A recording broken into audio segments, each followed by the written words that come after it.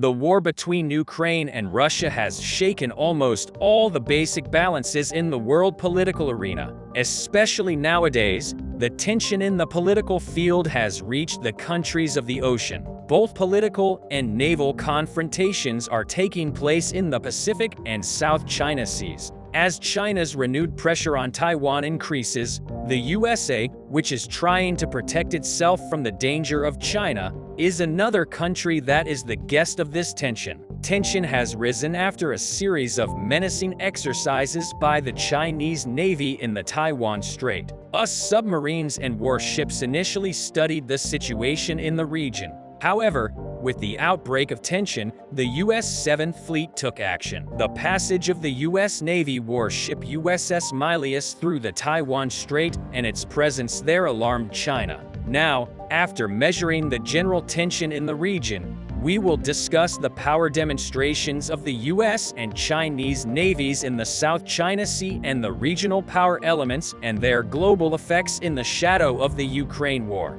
Taiwan again fell into a difficult position in the Pacific. China's aggressive actions mobilized the U.S. Navy in the Pacific. Russia, on the other hand, is one of the most important countries at the center of this tension. Japan, which opposes Russia's actions in the South China Sea and critical areas of the Pacific Ocean and is seen as Ukraine's ally, is another member of dangerous relations. But in this global arena, the position of the USA and the strategy it follows are the most fundamental factors that shape the steps of both China and Russia. The U.S. stance on Taiwan is that it should be free from the Chinese threat, like Japan and Australia. Indeed, Taiwan's security has long been a concern for the United States and its allies. But the recent Russian invasion of Ukraine and the increasingly determined rhetoric from Beijing have made the possibility of a clash even more tangible. The risk of clashes increased even more after Speaker of the House Kevin McCarthy hosted Taiwan President Tsai Ing-wen for talks on U.S. soil, claiming Taiwan as its own and describing Tsai as a separatist. China responded to this meeting by launching three-day military exercises around the island on April 8 through 10. 71 war jets and 9 warships of the Chinese Army participated in this exercise.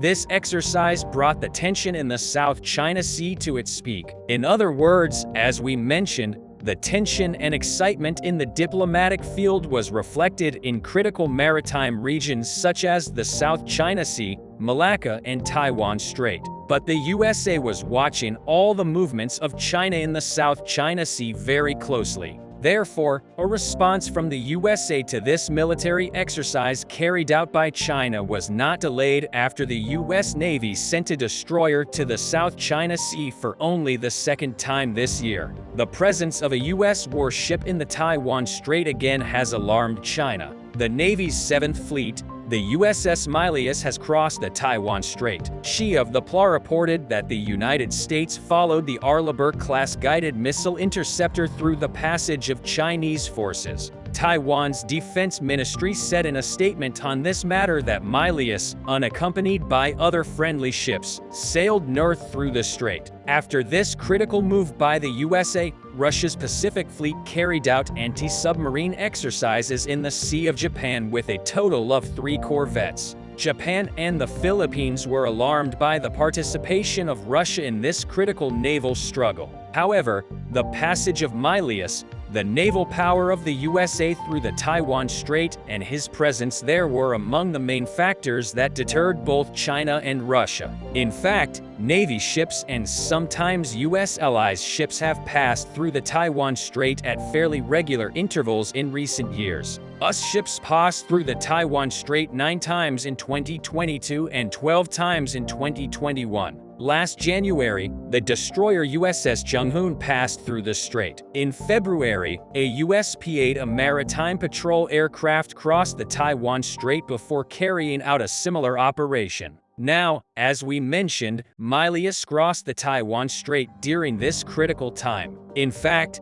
50% of every container ship that travels the world every day passes through the Taiwan Strait because 70% or more of the computer chips produced at the high end in the world are produced in Taiwan. Meanwhile, Colonel Shi Yi, spokesman of the People's Liberation Army Eastern Front Command, made critical statements regarding Milius's passing through the strait. Colonel Shi Yi reported that Chinese troops are always on high alert to resolutely defend national sovereignty and security, and regional peace and stability. As a result of this statement, the ropes between the two countries began to stretch. In fact, the United States does not formally oppose China's decades-long political alliance with Taiwan, which is today a democratically governed island nation, and its people show little interest in being governed from Beijing. But Washington's long-standing policy insists that the Strait divergence be resolved peacefully without the use of coercion or force.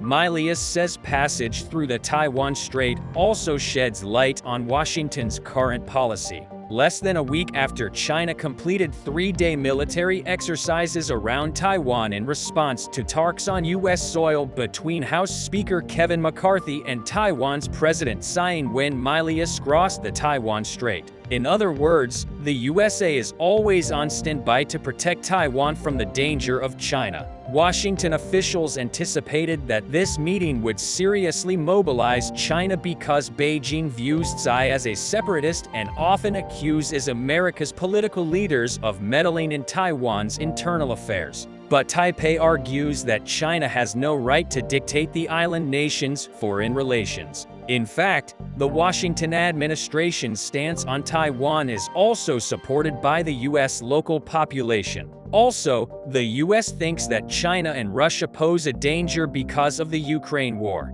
According to the U.S. people, apart from these two countries, there are two more surprise countries that are seen as a threat. Let's take a look at these stunning data together. US public support for direct involvement in a contingency in Taiwan rose to 56%, according to a Redfield and Wilton Strategies survey of 1,500 eligible adults. In other words, more than half of Americans stated that they would support the United States and its allies to defend Taiwan in the event of a Chinese invasion. The field work took place the day before House Speaker Kevin McCarthy hosted Taiwan President Tsai Ing-wen for talks on U.S. soil alongside growing support for Taiwan's defense. The survey proved that many view China as the greatest threat to American interests. In addition, according to this survey, the countries that the American people see as the biggest threat after China are Russia, North Korea, and Iran, respectively. It was quite remarkable that the American people currently see China as a much greater threat than Russia. In fact,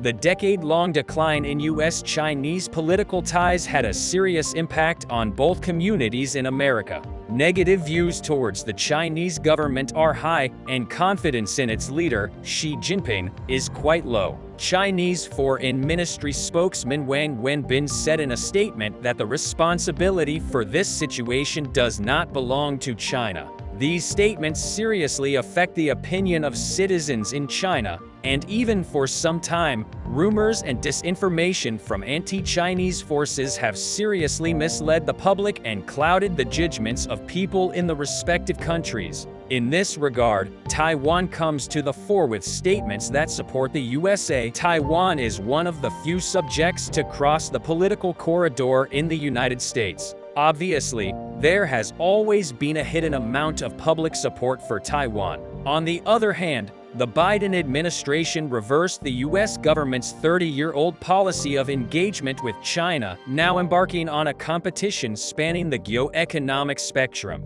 Both the major parties and most Americans agreed on this new look, because if you're talking about competition with China, the American people should have your back, no matter how much the U.S. policy of protecting Taiwan put China on the line. Washington did not give up on this stance. Under the TRA, the United States has sold $21 billion in defense supplies and services to Taiwan since 2019, according to the U.S. State Department. US lawmakers ratifying the deals also noted a backlog of production and deliveries approaching $19 billion, including $8 billion of F-16 fighter jets that won't be delivered for another 3 years. The agreement states that peace between the Straits and stability in Taiwan are in the political, security, and economic interests of the United States and are of international interest. But any negative effect to determine Taiwan's future, including boycotts or embargoes, is a threat to the peace and security of the Western Pacific region and a serious concern for the United States.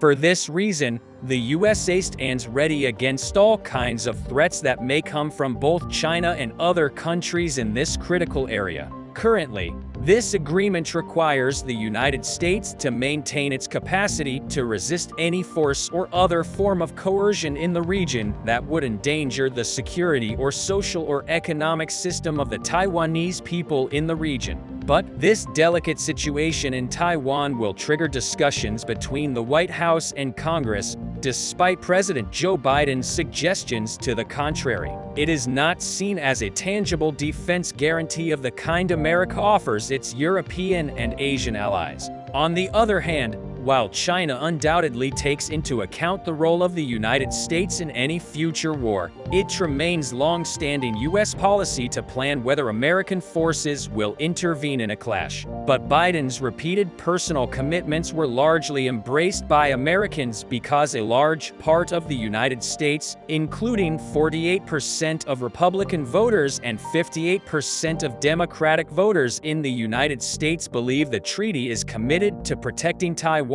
from a Chinese attack. When Biden became junior senator of Delaware in 1973, Washington and Taipei were still officially treaty allies. Currently, the U.S. stance has not changed and it continues to protect Taiwan against the Chinese threat. The war between Ukraine and Russia is about to escalate. There have been many developments on the front line this week, but the most notable event was the crash of a U.S. UAV over the Black Sea by colliding with a Russian jet. The Pentagon welcomed this event professionally and did not allow tensions to escalate between NATO and Russia. However, the wreckage of the U.S. UAV is important, and in this case, Turkey, a NATO country, may allow U.S. ships to pass through the straits. So how did the event take place, and what kind of path did the USA, Turkey, and Russia follow in the Black Sea after this event? This week, a Russian Su-27 came face-to-face with the MQ-9 Reaper unmanned aerial vehicle carrying out a reconnaissance mission. Allegedly, the pilot of the Su-27 deliberately dumped fuel on the UAV, and the UAV was buried in the Black Sea waters with an engine failure. This incident ignited a minor tension between the USA and Russia, whose relations were already at a level of rupture. The U.S. State Department summoned the Russian ambassador for an urgent meeting on the matter, and the U.S. Navy in the Mediterranean went to the alert level. Russia, on the other hand, claimed they were not wrong in the incident and that the U.S. drone violated Russian airspace. However, the U.S. and NATO UAVs have been flying over the Black Sea for months, and the U.S. MQ-9 Reaper was flying 120 kilometers off the Crimea. This region is the international sea and airspace of the Black Sea. The United States contacted Turkey in order to send some of its ships deployed in the Mediterranean to the Ukrainian shores and ensure the safety of its elements there within the scope of emergency measures. Turkey's defense minister plans to allow U.S. ships to pass through the Bosphorus after the incident with the MQ-9 Reaper drone. The crash of the U.S. tactical attack drone in the Black Sea waters was a situation that allowed Turkey to bring US warships into the Black Sea waters through the Bosphorus. Information on the subject was announced by Hulusi Akar, Minister of National Defense of Turkey, within the scope of communication between Russian Federation aircraft and U.S. forces. Information about the crash of the drone immediately reached Turkey. Turkey is following the events closely and continues to hold various contacts. Turkey, which tries to solve this problem in a reasonable and logical way, both within the country and through negotiations with its interlocutors. The Americans is in favor of a peaceful solution. The Turkish president, the Ministry of Foreign Affairs, and the Ministry of National Defense are working closely with the U.S. warships to enter the Bosphorus. The decision will be announced as soon as possible. The appearance of U.S. warships in Black Sea waters could clearly lead to a serious escalation, as it will most likely try to prevent Russia from hitting Ukraine's critical infrastructure. So can US ships easily enter the Black Sea? In order to answer this question, we need to examine the Montrose Straits contract in detail. Montrose, the international agreement signed in 1936 that gives Turkey control over the Istanbul and Dardanelles Straits and the right to regulate the passage of warships, gives Turkey full control over the straits and guarantees the free passage of civilian ships in peacetime. The convention limits the passage of warships belonging to countries that do not have a coast on the Black Sea.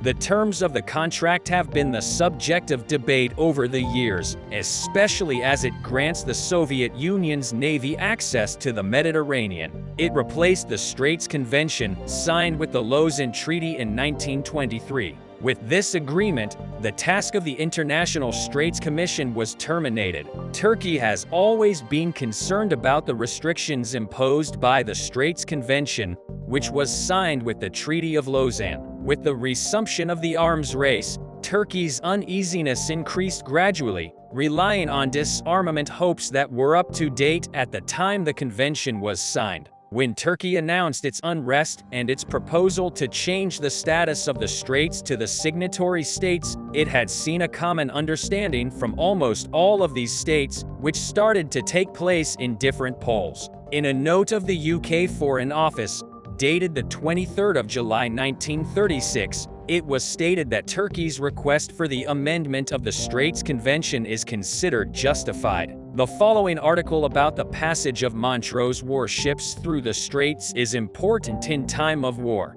If Turkey is not at war, the warships will enjoy complete freedom of passage and round trip in the Straits under the specified conditions. In this article, the U.S. Navy can reach the Black Sea if the Turkish government approves, but a critical article of the contract can prevent U.S. ships from entering the Black Sea. The relevant article states, warships of any warring state shall be prohibited from passing through the straits except in case of assistance to an attack state and under a mutual aid treaty binding Turkey. The downing of the drone would be an outright declaration of war for the United States. As it turns out to be a deliberate action by Russia in such a case, the Monroe Convention prohibits both U.S. and Russian ships from entering and leaving the Black Sea. At the moment, the crisis between the two countries seems to be about to be resolved through diplomatic means, but it is difficult to predict what the situation will be in the future. The entry of U.S. ships into the Black Sea will be perceived as a threat by Russian President Vladimir Putin, and the risk of the war spreading out of Ukraine as a result is too great. So what path will Russia follow? A senior Russian official said Moscow will try to salvage the wreckage of the drone. It was reported that the drone was most likely broke in during the accident, and the remaining debris likely sank to a depth of thousands of feet in the Black Sea. An official said the Russians had arrived at the crash site and would likely manage to collect some pieces of debris, such as metal pieces, and that the United States had taken mitigation measures to prevent the loss of any sensitive intelligence. US officials have spoken quite confidently that what is valuable has no residual value. Video released by the Pentagon, captured by a camera aboard the MQ-9, shows a fighter jet passing close at first and then making another pass and crashing into the drone's propeller. The footage briefly disappears after the collision, but returns to show that the propeller had been damaged by the impact.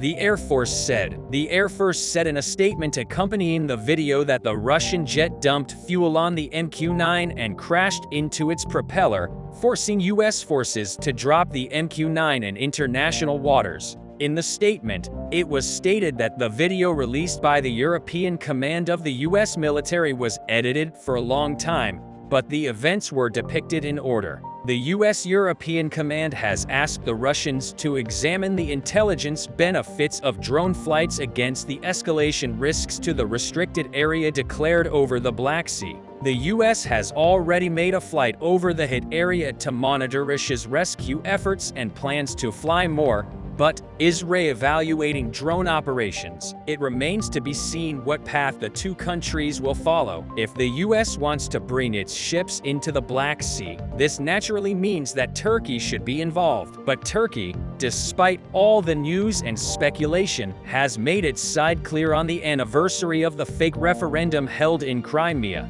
Turkey reiterated its commitment to Ukraine's territorial integrity and that it will not recognize Russia's annexation attempt. The Autonomous Republic of Crimea, which is part of Ukraine, was annexed by the Russian Federation 9 years ago in an illegal referendum and in violation of international law. In a statement made by the Turkish Ministry of Foreign Affairs on the occasion of the anniversary of the annexation, it reiterated its assurances that the situation was not recognized and stated that it continues to support Ukraine's sovereignty and territorial integrity. In the statement, it was stated that the situation of the Crimean Tatars, who are the indigenous people of Crimea, is always a priority for Turkey. Turkey also reiterated that it will continue to support the Crimean Tatars, whom it sees as a brotherly people, to preserve their identity and live in safety and peace in their homeland of Crimea.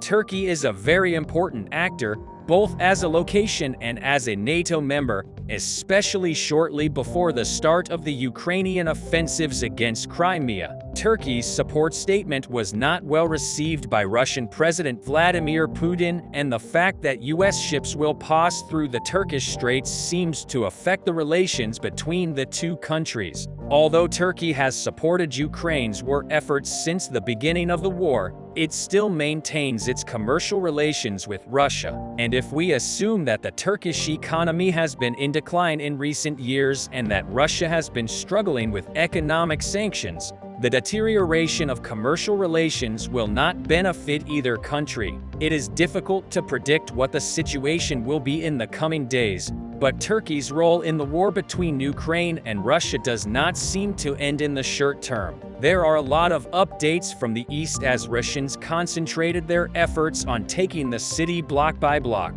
Almost all of Wagner forces, elite personnel were deployed to Bakhmut with increased number of targets. Ukrainians started accumulating more artillery systems, and as the Russians started moving in their equipment inside the city, Ukrainians started using HIMARS to target buildings that they use as warehouses. Last time I told you that the speculations about Ukrainians conducting a tactical withdrawal towards the railways was correct. I also told you that over the course of 2 days, Ukrainians were stepping back by 1 or 2 streets per day, maintaining a straight front line. The freshest reports suggest that the rate of withdrawal remained the same as in previous days, because today the front line shifted approximately by 1 street in the upper center. Ukrainians reportedly left the eastern part completely because staying there for a long time would cost Ukrainians a lot of losses. This area is almost entirely comprised of 1 or 2 story houses which are surrounded by the industrial zone and high-rise buildings. So these positions were pretty weak and Ukrainians loved them in one go. In the bottom center, the situation is more complex. Here Ukrainians are aligned on 2 lines of high-rise buildings, which allows for a slower-paced withdrawal. After Wagner forces established control over the Stadium Metallurg, the line of contact moved towards the Church of All Saints. The latest reports indicate that Russians entered the high-rise building at the intersection, which allowed them to secure control over the church and half of the park. When it comes to the territory south of this park, it is still under Ukrainian control. For now, the clashes are reportedly taking place in front of school number 7. The buildings nearby help to create a powerful block, which gives a relative advantage and allows to exert significant control over the southern outskirts. Such a setting explains a slower rate of Russian advancement. Nonetheless, when it comes to the stadium, avant-garde, after several days of intense clashes, Ukrainians were reportedly pushed out of this area and are now holding the line along Kowalska Street. The new setting also gives more work for Ukrainian snipers. After assuming control over new streets, Wagner forces are yet unfamiliar with which areas are under total sniper control, which leads to a higher toll when trying to cross the streets. One of the Ukrainian sniper units released a video showing how he hunts a Wagner soldier in the gardens in the suburbs. Ukrainian commander of the forces in Bakhmut also released the video today and showed how 4 HIMARS are sending 24 rockets to hit Russian targets in Bakhmut. Some sources say that the targets are located on the territory of the ASM industrial complex. As you remember previously, Ukrainians already hit one of the workshops with the ballistic missile Tochka, so the use of HIMARS would indicate of a continuation of this campaign. Today, Ukrainian fighter from 8R Battalion published a video showing Ukrainian positions and said that they are no longer under Ukrainian control. This is a very unfavorable development because it suggests that the Russians finally managed to cross Coercion Square Street and establish control over at least one block of houses. The latest updates indicate that the second block is in the gray zone, while the third one is held by Ukrainians. It is highly likely that Ukrainians are going to conduct a limited counterattack here because allowing Russians to stay means that they would have better control over a vast area. Overall, the most important fights are taking place in the central part of the city where Ukrainians are trying to conduct a careful withdrawal, while Russians are trying to take advantage of the fluid setting, push Ukrainians as hard as they can and force them to retreat earlier than they already in order to collapse the front line. So far, Ukrainians managed to maintain a relatively straight front line, so no Russian breakthrough is expected.